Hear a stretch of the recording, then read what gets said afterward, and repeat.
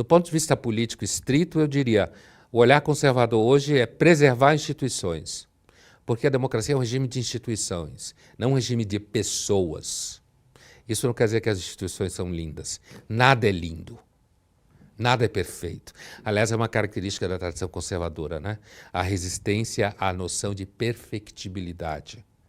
Alguns chamam de políticas da imperfeição, né? O olhar conservador. Então, eu diria, é diferente. Hoje, me parece importante a preservação dos direitos individuais, né? A preservação da liberdade de imprensa, a preservação dos pesos e contrapesos. Eu acho que isso é o olhar conservador hoje.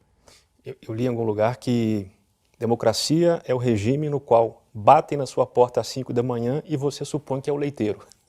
Ou seja, você não está contando que vai ser a polícia, vai ser alguém invadindo, vai ser uma boa assaltante, definição, né? essa. Ou seja, olha, deve ser o leiteiro. Não deve ter nada de muito diferente, né?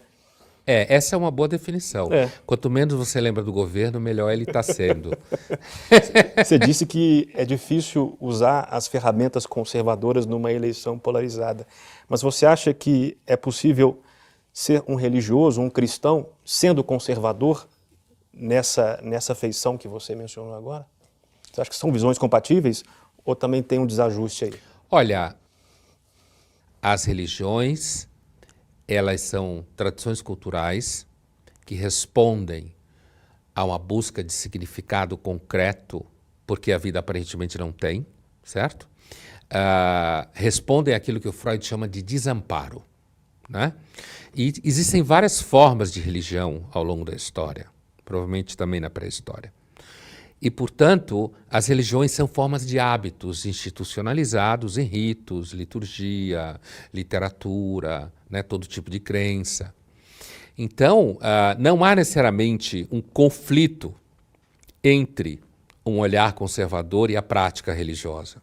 Por isso que eu brinco quando eu digo que eu sou um ateu não praticante, é no sentido de que eu não acredito em você tentar convencer ninguém sobre esse assunto de religião. Nem tentar fazer uma pessoa ser ateia, nem tentar fazer com que uma pessoa encontre Jesus Cristo. Ou seja lá qual for o santo que você quiser na hora. Então, eu vejo a relação com a religião como uma relação bastante mediada por uma concepção relativista cultural. E isso, eu dei o exemplo do Burke porque é justamente muito claro essa posição. Aliás, quem pediu a ele a carta de elogio à Revolução Francesa, enganado, equivocado, né, um deputado da Assembleia Constituinte da Revolução Francesa, porque ele havia defendido os revolucionários americanos. Só que os revolucionários americanos fizeram uma revolução em nome de valores britânicos. Ou seja, no taxation without representation. Quer dizer, eles queriam ser representados em Londres e não deram a ele isso. Era uma percepção que não cabia num projeto político. Aí vem a dificuldade. Então, quando você pergunta em relação à religião, eu acredito que dentro desse olhar você pode muito bem ser uma pessoa religiosa, mas dificilmente fundamentalista. Dificilmente você será uma pessoa que acha que o país deve ter uma religião que o identifica a priori. Um país deve ter, se ele tem várias religiões, ele tem várias religiões. E essas religiões podem se manifestar nas suas escolas, nas suas casas de misericórdia, em hospitais, nos seus templos, mas o Estado deve manter sempre um certo cuidado com relação às religiões.